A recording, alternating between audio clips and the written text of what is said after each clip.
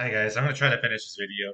I don't like just starting things and not finishing them. Um, but I'm just not I'm not in a great mood.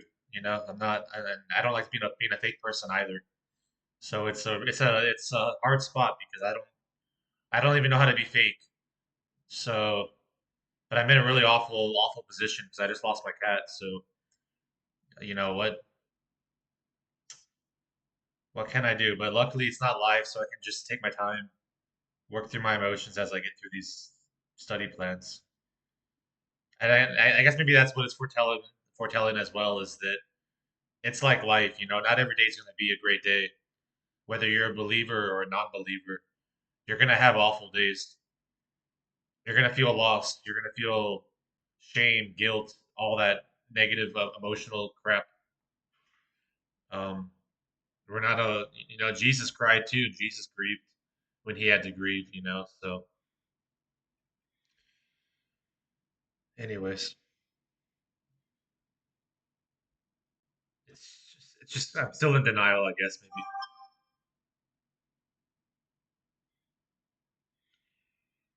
All right, walking in truth, walking in the truth.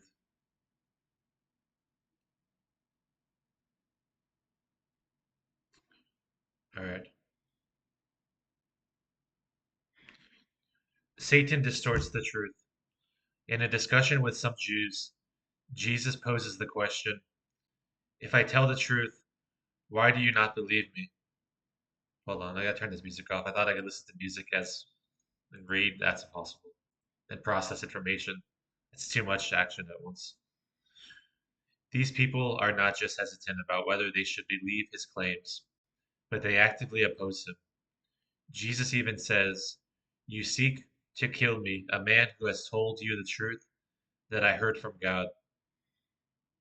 That's what we're up against, guys. That's who our enemy is. It's one that has no there's no moral compass in demons, guys. There's absolutely none. If you've had any encounters with demons, like for real, there is no compassion from demons. They are completely devoid.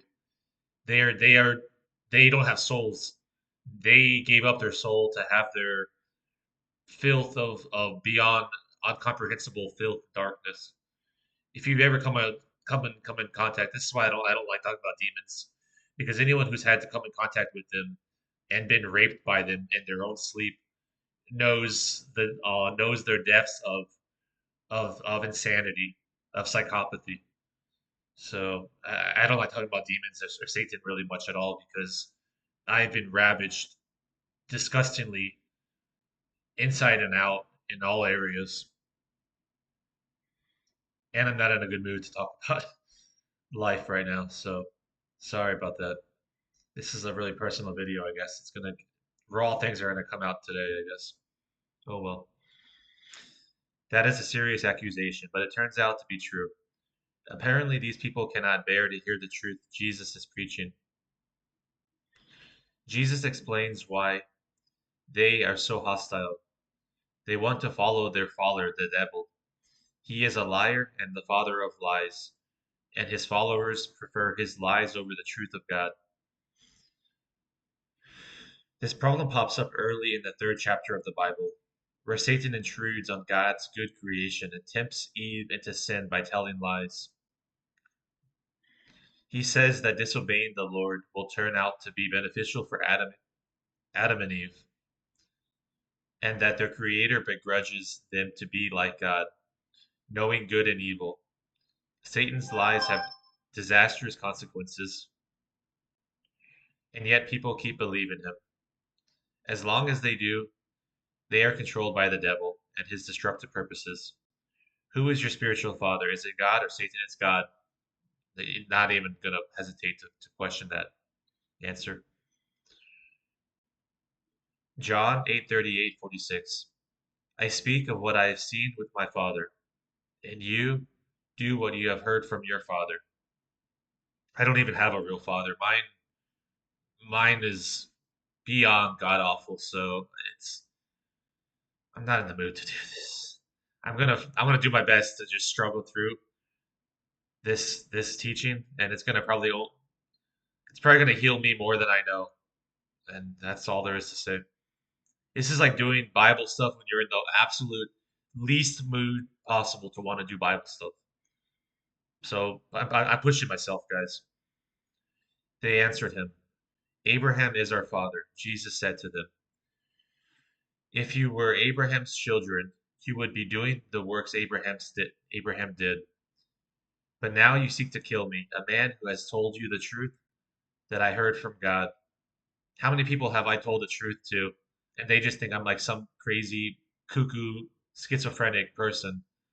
And I just look at them like, you are going to die in hell, and your sentence is going to be awful. And you spit in my face. Thank you. I'll turn another cheek for more for more saliva. But now you seek to kill me, a man who has told you the truth that I heard from God. This is not what Abraham did. You are doing the works your father did. They said to him, we were not born of sexual immorality. We have one Father, even God. Jesus said to them, if God were your Father, you would love me, for I came from God, for I am here. I came not of my own accord, but he sent me. Why do you not understand what I say? It is because you cannot bear to hear my word. You are of your father the devil, and your will is to do your father's desires. He was a murderer from the beginning, and does not stand in the truth, because there is no truth in him.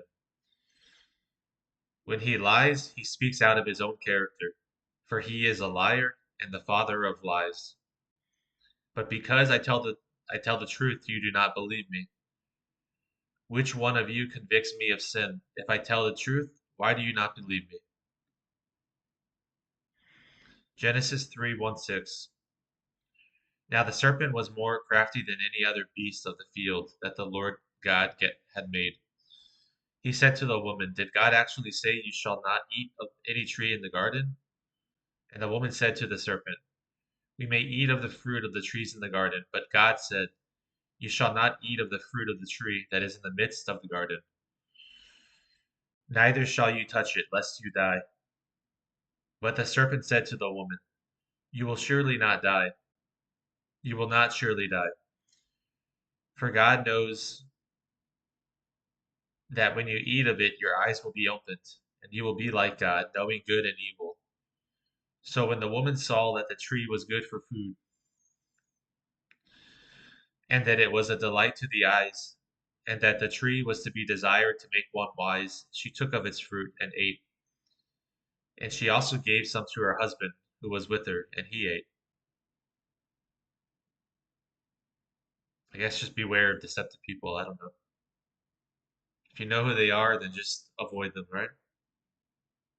And don't become one of them. Walking in obedience. Um, Ephesians 6:12 will be our Bible verse.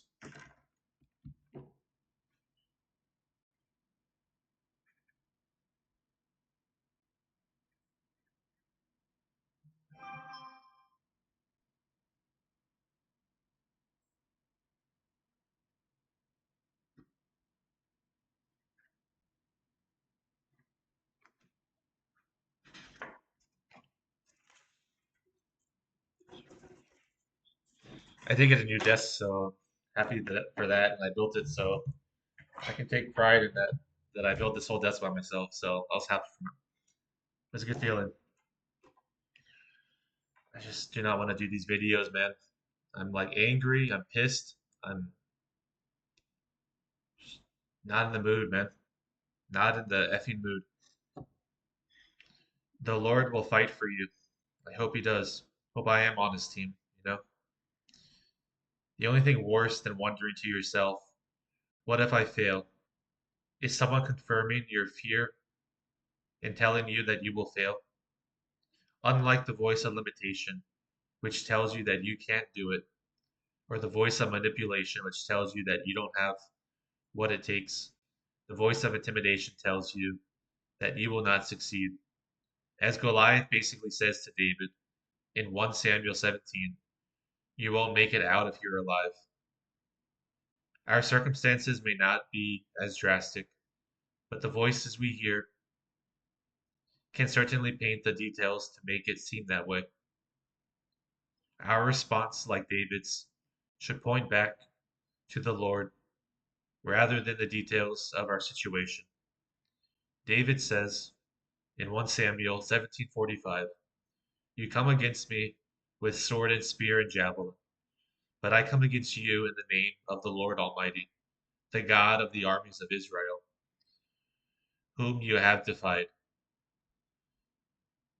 David makes it clear that while Goliath thinks he is fighting the flesh and blood David, the battle is actually much bigger, and he is up against the Lord of armies.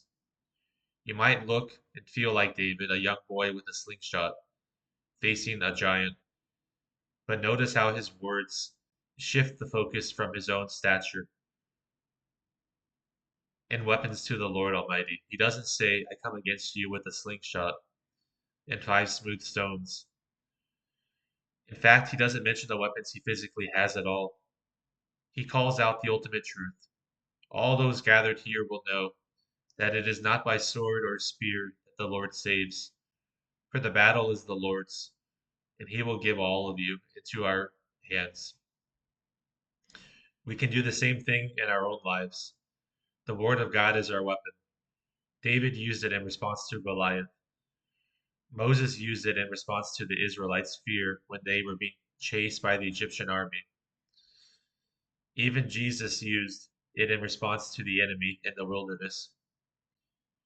You don't need to be afraid. The Lord will fight for you. When you hear the voice of intimidation creep in, shift the focus and speak the truth out loud. The battle is the Lord's. And the Philistine moved forward and came near to David, with his shield bearer in front of him. And when the Philistine looked over and saw David, he disdained him, for he was but a youth, ruddy and handsome in appearance. And the Philistine said to David, "Am I a dog that you came to me with sticks?" And the Philistine cursed David by his gods. The Philistine said to David, "Come to me, and I will give your flesh to the birds of the air and the beasts of the field." Then David said to the Philistine, "You come to me with a sword and with a spear and with a javelin, but I come to you in the name of the Lord of hosts, the God of the armies of Israel, whom you have defied. This day the Lord will deliver you into my hands, and I will strike you down and cut off your head. And I will give the dead bodies of the hosts of the Philistines this day to the birds of the air and to the wild beasts of the earth, that all the earth may know that there is a God in Israel, and that all this assembly may know that the Lord saves not with sword and spear, for the battle is the Lord's, and he will give you into our hands." And Moses said to the people, "Fear not, stand firm, and see the salvation of the Lord, which he will work for you today. For the Egyptians whom you see today, you shall never see again. The Lord will fight for you, and you have only to be silent." Ephesians 6:12. For we do not wrestle against flesh and blood, but against the rulers, against the authorities, against the cosmic powers over this present darkness, against the spiritual forces of evil in the heavenly places.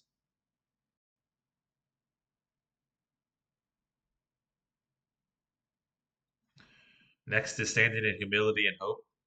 I need some water.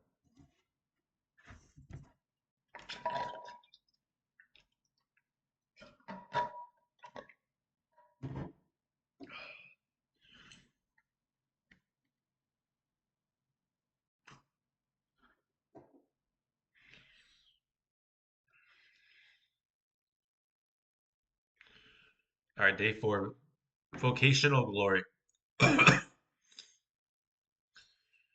um, this is how I work it out. The sufferings we go through in the present time are not worth putting in the scale alongside the glory that is going to be unveiled for us. Yes, creation itself is on tiptoe with expectation, eagerly awaiting the moment when God's children will be revealed. Creation, you see, was subjected to pointless futility, not of its own volition, but because of one who placed it in this subjection. I don't know what this guy's talking about. In the hope that creation itself would be freed from its slavery to decay, to enjoy the freedom that comes when God's children are glorified. Let me explain. We know that the entire creation is groaning together and groaning through labor pains together up until the present time. Not only so, we who have been the first fruits of the Spirit's life within us are groaning within ourselves as we eagerly await our adoption, the redemption of our body. We were saved. You see and hope, but hope isn't hope if you can't see it. Who hopes for what they can see? But if we hope for what we don't see, we wait for it eagerly, but also patiently. Reflect. In this section, glory is not about humanity's ultimate heavenly destination. Rather, it has something to do with, as Paul says, creation's freedom that comes when God's children are glorified. How is the fact of your glorification good news for creation? Consider the two primary meanings of glory in this passage are simultaneously the glorious presence of God dwelling within us by the Spirit, and the wise, healing, reconciling rule of God's people over the whole creation. These two, God's presence and human rule, are made for one another. They fit together. That's part of what it means that we are made in God's image. This second meaning of glory, the human vocation and destiny to be set in authority over the world, is not to be played off against the temple idea of the first meaning, the divine glory dwelling within Jesus' people. One of the spectacular features of Romans 8 is that the two meanings can converge as they did and do in Jesus himself. In technical theological terms, this is a vital part of Christology. This is not a devotional that I enjoy reading, guys. I don't know what he's talking about. He's like trying to overcomplicate Christ. This leads us to the point of convergence between God's ultimate purpose for creation and his challenging vocation to spirit filled people. When we look back to the primary meaning of the many sided word glory, we find the root sense of dignity or worth or status. I don't, all I can surmise is that we can just take pride when we are doing godly works, that would be glory. I don't know how else to say it. The Hebrew kavod carries the notion of weight, as we might speak about the weighty presence of an influential figure or the weighty words of an important speech. The idea of dignity, worth, and status goes with both sides of Paul's meaning. Glory goes with power, and as such, requires careful discernment. Again, I have no idea what I'm reading, guys. I'm just going to skip this. Pretend I did it. It's, you're just trying to drive me nuts, whoever you wrote this for. Last one is love God greatly.